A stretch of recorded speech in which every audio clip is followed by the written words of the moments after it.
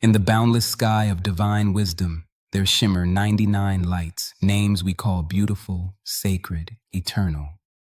But to Ibn Arabi, the 12th century mystic of Andalusia, these were not simply names, they were the very fabric of reality, woven into the breath of existence. For him, the names of God were not utterances of the tongue, but pulses of being. They were not titles to memorize, but doors to walk through. Each name, like a key, opened a new horizon of divine intimacy, a window into how the infinite reveals itself through creation. Ibn Arabi saw the cosmos not as a separate entity from God, but as the living canvas upon which the divine names are continuously inscribed. Existence itself, he taught, is the unfolding of God's names, each moment a brushstroke of divine intention, each soul a mirror of one or more names in motion. He wrote, "Every name of God manifests through a particular mode of existence. Nothing exists outside of these names. All of creation is their theater, their evidence. To contemplate the name Ar-Rahman, the All-Merciful, is not merely to believe in God's mercy. It is to witness it in the wind that cools the skin, the tear that eases the heart, the kindness of strangers, the love of a parent. Mercy is not a concept.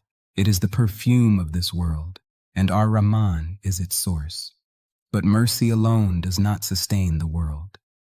Al-Qahar, the subduer, too moves through time, in storms, in the crumble of empires, in the humbling of human pride.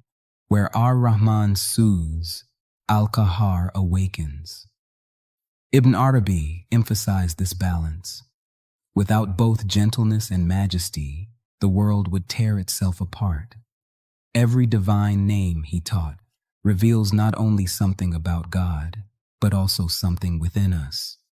These names are seeds planted in the human soul, waiting to bloom. To forgive is to echo Al-Ghaffar. To create is to reflect Al-Khaliq. To act with wisdom is to walk with Al-Hakim. None of these are ours in full, but in their reflection, we become more whole. For Ibn Arabi, to invoke the names is not to flatter the divine. It is to remember our own truth. Each name we call is also a name we are called to become. Ibn Arabi taught that the universe is not merely a space in which God acts. It is God's self-disclosure. Every atom, every breath, every grain of dust is a mirror catching the reflection of a divine name. The world is not separate from God's names. It is their unfolding in time and form. He wrote, "The world is the book of the names, and every created thing is a letter in that book." To read creation is to read the names aloud. In this view, nothing is accidental. The soft curve of a petal, the birth of a star, the collapse of a mountain, even sorrow and death, each reveals a name, or the meeting of many names in one event. To see creation rightly, then, is not to observe it from afar, but to witness it with the eye of the heart. The mountains are not merely stone, they are the endurance of Al-Sabur, the patient. The seas are not only water, they are the vastness of Al-Karim, the generous. The sun that rises each day is An-Nur, the light greeting you anew. In everything, Ibn Arabi said, there is a divine signature, the fire that consumes, the seed that bursts open, the wind that uproots and the hand that heals, all speak the names in their own language. Even human emotions, which seem fleeting and personal, are expressions of these names passing through us. When we fall in love, we are touched by Al-Wadud, the loving. When we are shattered by grief, we are held by Al-Jabbar, the restorer. And when we seek understanding, it is Al-Alim, the all-knowing, who stirs within our hearts. But these names do not appear in isolation. They weave together in patterns only God comprehends fully. Sometimes, a single moment carries many names. A child's cry may echo Al-Rahman and Al-Hakim, the merciful and the wise. A storm may roar with the majesty of Al-Qahar, yet leave behind the renewal of Al-Ba'ith, the resurrector. This is the divine tapestry. It cannot be unraveled by intellect alone. Only the soul, refined through remembrance and love, can begin to see its design. Ibn Arabi called the world a theater of the names, a sacred play where God is both actor and author. To live in this world with open eyes is to constantly encounter the divine in disguise. Nothing is empty, nothing is random. Every moment whispers a name. Among Ibn Arabi's most powerful teachings is the idea that the human being is not merely a creation of God, but a vessel of divine reflection. He called this the station of Al-Insan al-Kamil, the perfect human, not perfect in flawlessness, but perfect in capacity, the one who mirrors all of God's names in balanced harmony. He wrote, "The human is the heart of the cosmos, for in the human being all the names are gathered." Just as the cosmos displays the names outwardly, the human being reveals them inwardly. Every one of us, Ibn Arabi said, contains traces of the divine qualities, some clear, some hidden, some dormant, some already blooming. When you show compassion, you reflect Ar-Rahman. When you bring justice, Al-Adl awakens within you. When you forgive, you echo Al-Ghafar. When you create beauty, you mirror Al-Musawwir. These reflections are not illusions. They are real but incomplete. Only God contains the names in perfection. But we were made to reflect them in our own measure. This is why Ibn Arabi insisted that spiritual growth is not about escape from the world. It is about transformation within it. To remember God's names is to remember the divine seeds within yourself. Every act of goodness, every moment of awareness, every breath of surrender polishes the mirror of your soul. He taught that each human being is born under the influence of a particular divine name, a hidden name that shapes your character, your path, your challenges and gifts. Some are born under Al-Halim, the forbearing, called to endure with gentleness. Others under Al-Jalil, the majestic, drawn to strength and authority. Still others under Al-Sabur, the patient, tested by time and hardship to grow in resilience. To discover your hidden name, Ibn Arabi said, is to discover your spiritual fingerprint. It cannot be chosen. It must be unveiled through self-reflection, through devotion, through suffering, through love. That name is not only your root, it is your doorway. He wrote, "You are the locus of a name. If you know the name by which you were created, you will know yourself. And if you know yourself, you will know your Lord." This is not metaphor, it is path. To live the names is not poetry, it is practice. The names are not ornaments for the tongue, they are lights for the journey inward. To Ibn Arabi, the divine names were not meant to remain in books or whispered in rituals. They were meant to be lived, embodied, enacted, expressed. Each name is a current in the ocean of being, and the human soul is a sail meant to catch that wind.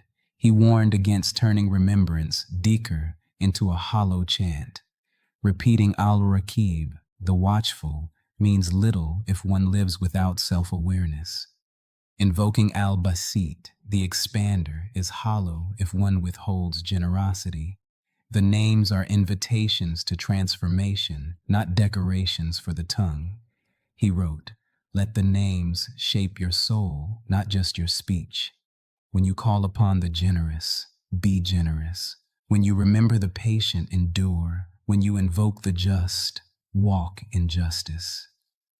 This was not moralism, it was mysticism. For Ibn Arabi, each divine name is a force that wishes to awaken in you, to color your essence. As you remember a name, you activate its echo within. The more you live by the names, the more you become a vessel through which God acts in the world. In your forgiveness, Al-Afu glimmers. In your endurance of loss, Al-Muakhir, the delayer, breathes. In your careful listening, Asami, the all-hearing, lives. In your protection of others, Al-Muhaimin, the guardian, moves. These moments are not yours alone, they are the divine passing through you. Ibn Arabi even saw creativity as a form of remembrance. When the artisan sculpts, when the poet sings, when the farmer brings forth crops from dust, they do so under the gaze of Al-Badi, the incomparable originator. To make something new is to mirror a name, and so to live the names is not to pretend to be God. It is to respond to the divine call already inscribed in your nature. It is not arrogance, it is awakening. He taught that paradise is not a place we enter only after death, but a state we begin to taste in this life, when we live in harmony with the divine qualities. The prophet's saying, "Whoever encompasses the names enters paradise," was for Ibn Arabi not a riddle, but a map. To encompass a name is to let it reshape your being. And this, he said, is the path of love, not to admire the divine from afar, but to become its mirror through remembrance, action, and surrender. For Ibn Arabi, remembrance of God was not confined to words. It was something far more intimate, woven into the very act of breathing. Every inhale and exhale, he taught, carries the rhythm of the divine. Your breath itself is dhikr, whether you realize it or not. He wrote, "Each breath of the servant is either a praise, a remembrance, or a forgetfulness." The breath is the rope that ties the heart to the real. To breathe with awareness is to remember. When you inhale, you receive life from Al-Muhi, the giver of life. When you exhale, you return your trust to Al-Qayyum, the self-sustaining. This cycle repeats, moment by moment, echoing the names that animate all things. In this view, prayer is not limited to the prayer mat. Worship is not confined to ritual. Every moment you breathe consciously is a moment of sacred nearness. Ibn Arabi believed that God breathes through creation itself. The divine name An-Nafi, the benefactor, flows in the health of your lungs. Al-Wasi, the all-embracing, expands your chest with each breath. This is why he taught that remembrance must descend from the tongue into the heart, and from the heart into the breath. When remembrance enters the breath, it becomes being. It is no longer something you do, it is something you are. And so, even silence becomes a form of remembrance. When the breath is steady, aware, surrendered, it is the soul speaking without words. The wind rustling the trees is Al-Latif, the subtle. The hush of night is As-Salam, the source of peace. The hush between thoughts can carry more remembrance than 1,000 uttered names. In this silence, something deeper is heard, the call of the hidden name. Ibn Arabi believed that each soul was formed through a secret name of God, a name not listed among the 99, but known only to the soul itself.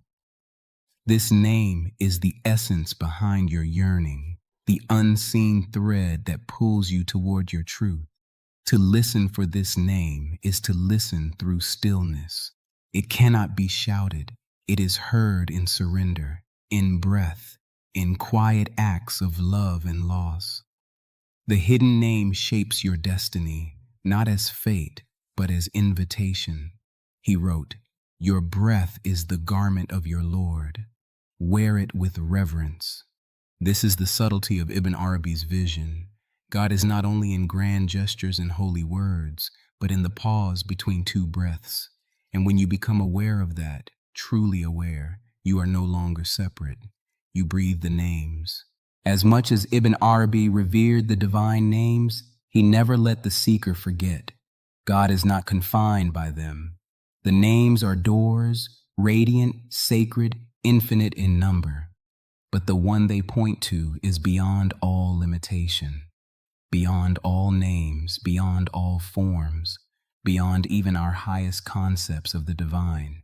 He wrote in Futuhat al-Makkiyah, "Do not limit your Lord to one name, for then you will be veiled from the rest. Let him be every name for you so that you may serve him in every state the names reveal, but they also veil. When you know God only as Al-Jalil, the majestic, you may become harsh. When you see him only as Al-Latif, the gentle, you may become complacent. But when you allow all the names to reflect through you, the fire and the tenderness, the awe and the mercy, then you walk the path of balance, the path of wholeness. For Ibn Arabi, truth is not found in any single name, but in the harmony between them. Al-Muqaddim, the advancer, and Al-Muakhir, the delayer, are not opposites. They are rhythms. Al-Kabid, the withholder, and Al-Basit, the expander, are not contradictions. They are breath. The names alternate like day and night, like ebb and flow, forming a divine dance that is the soul of reality. And still the real, Al-Haq, is beyond them all. He taught that just as the sun is not its rays, God is not his names. The names are how the infinite touches the finite, how the unseen becomes seen, but the essence, that, of God remains forever hidden, untouched by language, image, or thought. This is the paradox at the heart of his vision. God is both near and far, known and unknowable, manifest and hidden. The names bring us close, but it is in surrendering even the names that the soul may taste true intimacy. So he urged the seeker, chant the names, live the names, love the names, but do not mistake them for the one. God is greater, always greater. He wrote, when the heart is polished enough, even the names fall silent. What remains is not a word, but presence.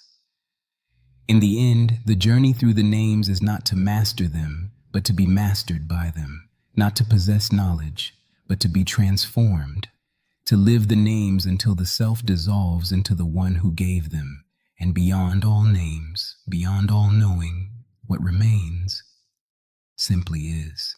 If these words touch something silent within you, let it stay awake, breathe, remember. Every breath is a call, and every call has an answer. Join Heart's Whisper, a place where words fade and meaning remains. Subscribe not just to a channel, but to a journey back to your own heart.